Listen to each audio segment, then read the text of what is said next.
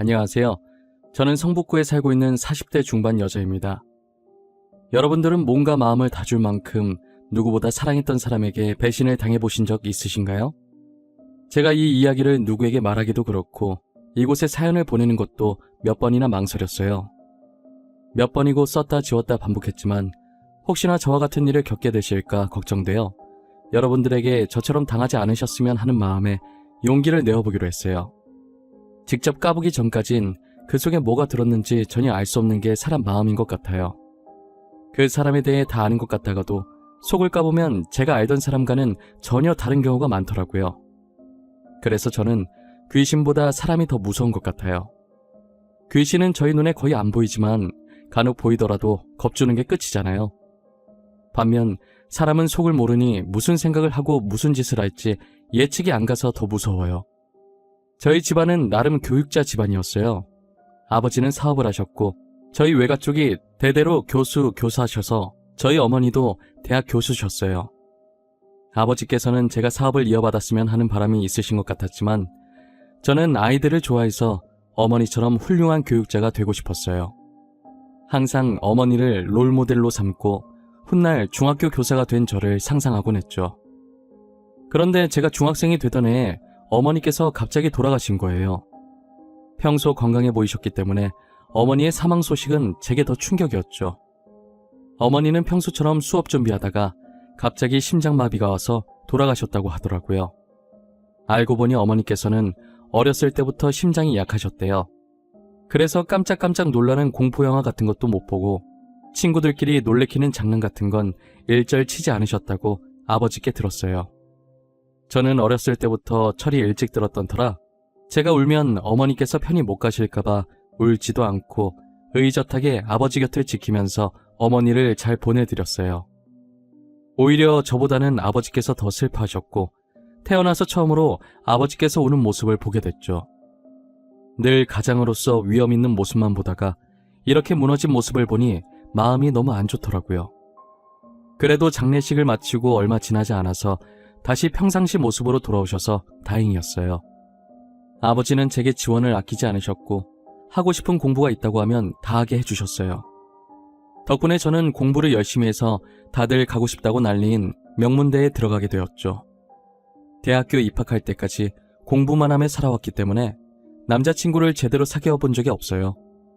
고등학생 때 몇 번 사귀긴 했었지만 공부하느라 바빠서 남자친구와 만나서 데이트할 시간이 없었어요. 그래서 헤어진 적이 많았고 매번 그런 식으로 반복되다 보니 연애를 해봤다고 할 수도 없었죠. 저는 대학생 때 우연히 친구 따라 꽈팅이라는 곳에 한번 나간 적이 있어요. 다들 대학 가면 꽈팅에 대한 로망들이 다 있잖아요. 그래서 저도 한번 나가보고 싶었는데 친구가 딱 마침 같이 가자고 제안하더라고요. 애초에 다들 진지하게 만날 생각은 없었고 그 분위기만 즐기는 거라 선뜻 알겠다고 한 것 같아요. 그날 하루 노는 건데도 옷도 여러 벌 사고 화장품도 몇 개씩 사고 난리도 아니었던 것 같아요.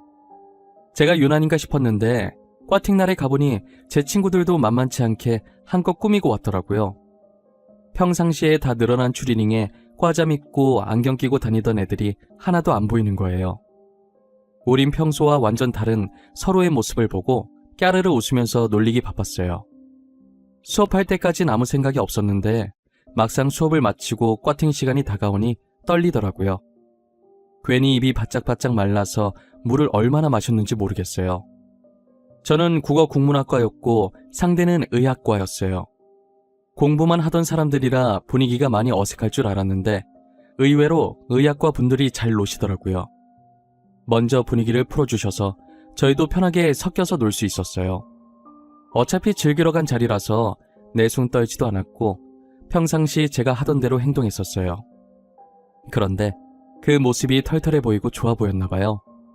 이제 슬슬 정리하고 가려고 하는데 한 남학생이 제게 번호를 물어보더라고요. 누군가 제게 번호를 묻는 경우는 처음이어서 살짝 망설이다가 연락처를 찍어줬어요. 제게 연락처를 물어본 사람은 의학과 학생들 중에 제일 나이가 많았었어요. 학교 입학하자마자 자기 길이 아니라고 생각하고 휴학해서 군대를 갔다 왔었대요. 그런데 집안에서 의사 아니면 안 된다고 하는 바람에 결국 다시 복학을 했다더라고요. 저는 연상을 좋아했기 때문에 저보다 나이 많다는 얘기를 듣고 더 호감이었던 것 같아요. 그리고 몇 번 데이트 신청을 하시길래 만난 적이 있었는데 만날 때마다 매너가 너무 좋았어요. 한 번은 엄청 분위기 좋은 카페에서 제게 고백을 하더라고요.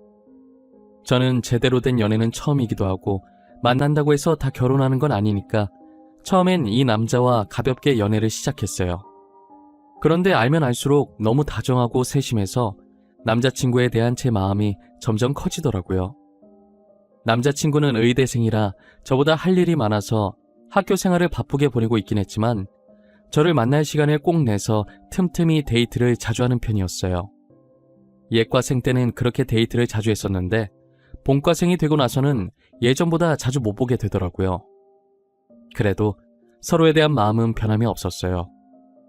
어느덧 시간이 흘러서 저는 임용시험을 준비하고 있었고 남자친구는 전문의 준비를 하고 있었어요.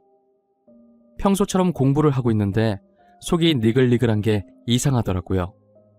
제가 스트레스 받으면 자주 체하는 편이어서 이번에도 체했나 싶어서 대수롭지 않게 여겼어요. 그러다 옆에 있던 물을 마시려고 하는데 물 비린내가 심하게 느껴지는 거예요. 살면서 한 번도 물 비린내를 느껴본 적이 없었는데 갑자기 이러니 당황스럽더라고요. 마시려고 입에 대려하면 헛구역질까지 나서 결국 물을 못 마셨어요. 그날 하루 종일 아무것도 못 먹었고 병원에 가야 하나 생각하던 와중에 설마 하는 생각이 들더라고요. 급하게 예정일을 확인해보니 원래라면 지난주에 했어야 했는데 아직 안 하고 있었어요. 저는 스트레스 때문에 불순이인 거라고 제발 그것만은 아니길 바라는 마음이 간절했지만 제 바람과는 다르게 테스트기를 해보니 2줄이 선명하게 찍혀 있었어요. 2줄을 보는 순간 저는 망했다면서 제 머리를 잡아 뜯었어요. 이게 제 잘못만은 아니기 때문에 남자친구한테 알려야 할 것 같아서 테스트기 사진을 보냈어요. 바빠서 못 볼 줄 알았는데 제가 사진을 보내자마자 전화가 오더라고요. 방금 보낸 사진 뭐야? 설마 임신 테스트기야? 이거 너 거야? 나한테 장난치는 거 아니지? 지금 만우절 아니야. 만우절 3일 남았는데? 장난치는 거 아니고 저거 내 거 맞아. 방금 해본 거야. 오늘 속이 너무 안 좋아서 혹시나 싶어서 해봤는데 2줄 나왔어. 진짜야? 너 임신한 거야? 우리 엄마 아빠 되는 거야? 병원은? 지금 바로 가야 하는 거 아니야? 속 안 좋은 거 말곤 아픈 데 없지? 아픈 곳 없고 병원은 조금 이따 가보려고. 오빠는 걱정 안 돼? 우리 아무것도 준비한 게 없잖아. 아직 제대로 된 직장이 있는 것도 아니고 말이야. 이 아이 낳는 게 맞는 걸까? 무슨 말 하는 거야? 우리 얘기 듣겠다. 내가 너 먹이 살리면 되는데 뭐가 걱정이야? 우리 얼른 부모님께 인사드리자. 배 불러오기 전에 결혼해야지. 임신했다고 하면 남자친구가 엄청 고민할 줄 알았는데 망설임도 없이 결혼하자고 하는 거예요. 제게 1초도 고민 안 하고 낳자, 결혼하자 하는데 솔직히 너무 설레고 듬직했어요. 저는 임신해서 바로 결혼할 수 있을 줄 알았는데 부모님 반대가 심하더라고요. 애지중지 키운 딸이 남자친구가 있다는 사실도 몰랐는데 거기에 임신까지 했다고 하니 저희 아버지는 뒷목을 잡으셨죠. 그래도 자식 이기는 부모 없다고 제가 좋다고 하니 결혼을 허락해 주시더라고요. 그런데 문제는 남자친구의 어머니, 즉 제 시어머니 되실 분이셨어요. 남자친구는 저처럼 아버지를 일찍 여의고 홀어머니 밑에서 자랐었어요. 남자친구가 의사가 되길 간절히 바라셨던 분도 시어머니셨죠. 이제 정식으로 의사가 될 날이 얼마 남지 않았는데 결혼을 한다고 하니 당연히 탐탁지 않아 하셨죠. 더군다나 저는 아직 직장이 없는 상태니 더 그러셨던 것 같아요. 의사가 되면 능력 좋은 여자들이 줄을 설 텐데 저같이 직장 없는 며느리가 반가우실까요? 시어머니께서 너무 반대하셔서 어떻게 해야 하나 싶었는데 남자친구한테 좋은 생각이 있다는 거예요. 그러더니 제 손을 잡고 어디론가 가는데 도착해서 보니 저희가 온 곳은 구청이었어요. 뭐야? 설마 내가 생각하는 그런 거 아니지? 오빠 미쳤어? 어머니 말면 어쩌려고 그래. 나 어머님 무섭단 말이야. 너가 생각하는 그거 맞을걸? 나 안 미쳤어. 뒷일은 내가 책임질 테니까 나만 믿어. 우리가 혼인신고해버리면 어머님도 뭐라 말 못할걸? 그래도 이건 아닌 것 같아. 아무리 생각해도 이건 아니야. 다른 방법을 찾아보자. 더 괜찮은 방법이 있을 수 있어. 천천히 생각해보자. 응? 제가 아무리 말려보려고 해도 남자친구는 완강하더라고요. 결국 저와 남자친구는 무작정 혼인신고를 해버렸고 법적으로 부부가 되었죠. 그리고 남편은 가족관계 증명서를 떼서 시어머니께 당당하게 내밀었어요. 시어머니께서는 가족관계 증명서에 올라간 제 이름을 보고 거품 물고 쓰러지셨죠. 이미 임신도 했고 혼인신고까지 한 마당에 쫓아낼 수 없으니 할 수 없이 저를 며느리로 받아주셨어요. 형편이 좋지 않아서 결혼식 할 거면 우리 돈으로 하라고 하시더라고요. 솔직히 제가 아버지께 말하면 저희 집에서 다 해주실 것 같긴 한데 괜히 돈으로 으스대는 것 같아서 결혼식 없이 살기로 했어요. 아이 낳을 때까지만 합가하자고 하셔서 알겠다고 했는데 막상 해보니 시댁살이가 만만치 않더라고요. 시어머니께서는 입만 댔다 하면 남편 곧 의사 된다는 소리를 하셨어요. 저한테는 대학 나오면 뭐하냐고 취직도 못하고 정말 별 볼 일 없다고 하셨죠. 그럴 때마다 댁 아들 때문에 임신하는 바람에 교사 준비한 것도 다 물 건너갔다고 소리치고 싶은 거 참느라 정말 애 많이 썼어요. 조선시대에서 막 현대로 넘어왔다고 해도 과언이 아닐 정도로 가부장적인 시어머니는 역시 여자는 집에서 얌전히 살림하고 있어야 한다면서 이것저것 집안일을 장난 아니게 시키더라고요. 먼 놈의 빨래가 남의 집 빨래까지 다 들고 오는 건지 하루에 한 번씩 해도 계속 나오더라고요. 결국 저는 한 달도 못 버티고 남편에게 부탁해서 분가를 하기로 했어요. 다행이라고 해야 할지 남편이 근무하던 병원이 시댁과 멀어서 그걸 핑계로 분가했죠. 조선시대 시어머니 모시다가 분가를 하니 숨통이 트이더라고요. 거기다 얼마 지나지 않아 남편도 드디어 전문의 시험에 합격했죠. 그런데 남편이 개인 병원을 내고 싶어하는 눈치더라고요. 하지만 시댁 형편이 좋은 것이 아니라서 말을 꺼낼 생각도 못하고 있었죠. 날이 갈수록 남편 얼굴이 수심이 깊어지는 게 안쓰러웠어요. 아무래도 저희 집이 부유했던 터라 남편 몰래 아버지를 찾아갔어요. 공부할 거라고 학원 다니게 해달라고 한 것 말곤 아버지에게 한 번도 무언가를 해달라고 부탁한 적이 없어요. 그래서 그런지 아버지를 보고도 입이 잘 안 떨어지더라고요. 이게 사소한 부탁도 아니고 무려 병원을 차려달라는 말이니 더 그랬어요. 아버지는 제 표정을 보고 눈치채셨는지 편하게 말해보라고 하시는 거예요. 아빠 있잖아. 사실 내가 부탁이 하나 있어서 왔는데 말이야. 남편 전문의 됐는데 혹시 병원 하나만 차려주면 안 될까? 뭐? 병원? 병원이 사달라고 하면 사줄 수 있는 애기 장난감도 아니고 참... 라고 할 줄 알았지? 어느 정도 예상했어. 누구나 의사 되면 개인 병원 갖고 싶어 하지. 박서방이 병원 차리고 싶대? 아니, 박서방이 나한테 직접 말한 건 아닌데 그래도 내가 뭐라도 하나 해주고 싶어서.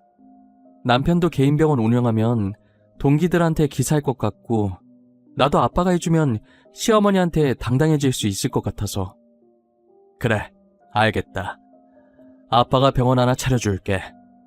네가 나한테 한 번도 부탁한 적 없으니까 해주는 거야. 처음이자 마지막이다. 알지? 대신 병원은 아빠 명의로 할 거야. 내가 죽고 나면 박서방 주던가 하고. 걱정과 달리 아버지께서는 흔쾌히 병원을 차려주시겠다고 하시더라고요. 저는 기세등등하게 집으로 돌아가서 이 사실을 남편에게 알렸어요. 남편은 제 손잡고 너무 고맙다고 하고 아버지께도 전화해서 감사하다고 다음에 찾아뵙겠다고 했죠. 시어머니한테도 말했더니 그런 집안인 줄 몰랐다고 갑자기 저한테 살갑게 대하시더라고요. 돈이라는 게 어떻게 보면 종이 쪼가리 하나인데 이렇게 쥐락펴락 할 수 있다는 게 참 무섭긴 무서워요. 저는 아버지 덕분에 시어머니 앞에서도 당당하게 어깨를 펴고 다닐 수 있었죠. 아버지께서는 정말 예상을 하셨던 건지 이미 병원 인테리어가 다 끝나 있더라고요. 그렇게 남편의 생애 첫 개인 병원은 정말 단기간에 개업할 수 있었어요. 아무래도 아버지께서 사업을 하시니 인맥이 많아서 첫날인데도 사람들이 많이 오시더라고요. 게다가 병원 위치도 좋아서 크게 걱정할 게 없었어요. 그리고 남편 병원이 성형외과다 보니 대다수가 젊은 여성분들이었어요. 제가 드라마를 하도 많이 봐서 설마 드라마에서 보던 일이 펼쳐지는 건 아닐까 했는데 그동안 남편이 제게 했던 행동들을 떠올려 보니 그럴 양반은 아닌 것 같아서 걱정하지 않기로 했어요. 하지만 제가 너무 안일했던 것 같아요. 잘해주다가도 한순간에 변할 수 있는 게 사람 마음인데 말이에요. 저는 남편 병원도 계속 이대로 잘 되고 더불어 제 인생도 승승장구하길 바랐어요. 하지만 정확히 남편이 병원을 개업한 지 4달 만에 저는 충격적인 걸 보고 말았죠. 제가 임신 6개월 차에 접어들어서 어느 정도 배가 나와 있는 상태였어요. 몸이 점점 무거워지니까 움직이기 귀찮아서 집에서만 밥을 먹었는데 그날따라 이상하게 밖에 나가고 싶고 간만에 외식도 하고 싶은 거예요. 서프라이즈로 남편 놀래켜주고 싶어서 퇴근 시간에 맞춰서 말도 없이 병원에 갔었어요. 직원들은 이미 다 퇴근했는지 원장실에만 불이 켜져 있고 로비는 캄캄하더라고요. 살금살금 원장실로 다가가는데 가까이 갈수록 이상한 소리가 들리는 거예요. 남편의 목소리와 함께 외간 여자 목소리가 간간히 들리는데 그때부터 심장이 미친 듯이 쿵쿵 뛰더라고요. 조심스럽게 원장실 문을 살짝 열어서 봤는데 남편이 직원 한 명이랑 애정 행각을 나누고 있는 게 아니겠어요? 저는 그 모습을 보고 몸이 떨렸지만 침착하게 휴대폰을 들고 녹화하면서 문을 열었어요. 뒤늦게 저를 발견한 남편과 여직원은 당황해 하더라고요. 여직원은 빠르게 옷을 챙겨서 원장실을 나갔고 남편은 어쩔 줄 몰라 했어요. 그러더니 변명한답시고 직원이 수술하려고 상담 요청했는데 상담하다 보니 그렇게 보였던 거라고 하더라고요. 저는 말 같지도 않은 소리 하지 말라고 당장 이혼할 거라고 소리쳤고 남편은 아이를 생각해서 진정하라는 거예요. 바람난 남편 입에서 저런 말이 나오니 화가 났지만 아이라는 말에 멈칫하게 되더라고요. 결국 뱃속에 있는 저희 아이를 생각해서 한 번은 봐주기로 했어요. 태어나자마자 아빠가 없으면 우리 애가 너무 슬플 것 같았거든요. 진짜 너무 꼴보기 싫은데 같은 공간에서 숨쉬기도 싫은데 정말 아기 하나만 보고 참았어요. 그리고 얼마 뒤 남편이 외도를 한 것보다 더 충격적인 일이 발생했어요. 바로 저희 아버지께서 사고로 세상을 떠나신 거예요. 평소 혼자 안 다니시는 양반인데 그날은 비서도 없이 혼자 나갔다고 하더라고요. 비서한테 말도 없이 나가서 비서분도 어디 가시려다가 사고 난 건지 전혀 모르고요. 외진 곳에서 발견됐는데 아무리 생각해도 아버지께서 거기에 갈 일이 없었어요. 하지만 증거가 없어서 아버지를 그렇게 만든 범인을 잡을 수 없었고 결국 저희 아버지 사건은 미제 사건으로 분류되었죠. 아버지께서 세상을 떠났다는 충격에 결국 유산을 하고 말았어요. 저는 수술한다고 아버지 빈소도 못 지켜드렸고 대신 비서께서 제 빈자리를 채우고 계셨죠. 남편은 제 병실에도 없었고 아버지 장례식장에도 안 보였어요. 제가 아버지 장례식을 마치고 집으로 들어갔는데 제 몸과 마음을 다 추스리기도 전에 남편이 기다렸다는 듯이 제게 이혼하자고 이혼 서류를 들이밀더라고요. 아버지께서 병원 차려주시면서 아버지가 세상을 떠나게 되면 병원을 남편에게 주기로 했었는데 이제 병원이 자기 손에 들어오게 되니 더 이상 제가 필요 없다고 생각한 것 같아요. 남편이 건네준 이혼 서류를 보니 합의 이혼이라고 적혀 있더라고요. 제가 일방적으로 이혼 당하는 건데 이게 어떻게 합의 이혼인가요? 저는 이혼해주겠다고 하고 이혼 소송을 걸었어요. 그때 남편 병원에서 찍은 영상이 남아있었기 때문에 남편의 불륜으로 위자료를 받아낼 수 있었어요. 저는 남편의 배신에 너무 충격을 받아서 모든 사람들과 연락을 끊고 남편에게 받은 위자료를 가지고 아무도 모르는 곳에 숨어 살았었어요. 그런데 어떻게 알고 온 건지 비서분이 저를 찾아오신 거예요. 아버지에게 빚진 게 많다고 대신 저한테 그 빚을 갚게 해달라고 하시더라고요. 비서분은 보육원 출신이셨는데 아버지께서 그 보육원에 봉사하러 갔다가 아이들과 잘 놀아주는 비서분을 발견한 뒤로 계속 눈여겨보고 있었대요. 곧 성인이라 보육원을 떠나야 한다는 소리를 원장님께 듣고 데리러 왔다고 하신 적이 있었어요. 거의 양아들처럼 믿고 비서직을 맡겼고 그만큼 비서도 아버지께 잘했었죠. 늘 저희 아버지를 친아버지처럼 생각하셨었거든요. 저랑은 어색한 사이였는데 아버지 돌아가시고 제게 도움을 많이 주시려고 노력하셨어요. 회사는 서울에 있고 저는 강원도로 피해 왔었는데 거의 출퇴근하다시피 제 집을 왔다 갔다 하시면서 상태가 어떤지 살피시더라고요. 아버지 유언장에 회사를 저한테 주기로 하셨었는데 안 받으려다가 아버지 유언이시니까 바지 사장으로 올려놓고 실질적인 대표 업무는 비서분이 다 하고 계셨어요. 저는 기댈 곳이 비서분밖에 없었고 비서분도 가족이 없으니 자연스럽게 저한테 기대시더라고요. 그러다가 비서분께 그냥 둘이 같이 살면 어떻겠냐고 해서 저는 비서분과 재혼을 하게 되었어요. 남편과는 겨우 1살 차이였고 제 과거를 아는 사람이라 굳이 숨기지 않아도 되니 더 편했던 것 같아요. 남편은 되게 따뜻한 사람이라 제 아픈 과거를 절대 꺼내지 않았고 사랑으로 보듬어 주었어요. 아버지가 살아계셨을 때 남편을 왜 눈여겨봤는지 알겠더라고요. 3년 동안 살면서 한 번도 싸운 적 없고 항상 저한테 져주던 남편이었어요. 그러다 한 번은 남편이 조심스럽게 예전에 아버지가 살았던 집 얘기를 꺼내는 거예요. 자기야, 나 진짜 고민 많이 하다가 말하는 건데 우리 예전에 아버님께서 살던 집에서 살면 어때? 여긴 당신 친구도 없고 나도 회사 나가면 혼자 있는 시간 많은데 그만큼 외롭잖아. 아, 맞아. 회사. 당신 회사 집이랑 많이 멀지? 왕복 얼마더라? 그동안 당신 출퇴근하기 힘들었을 텐데 내가 이기적이었네. 아빠가 살던 집으로 가자. 아니, 출퇴근이 힘들어서 그러는 거 아니야. 3년 동안 잘 다녔는데 뭘. 그냥 당신이 많이 외로워 보여서.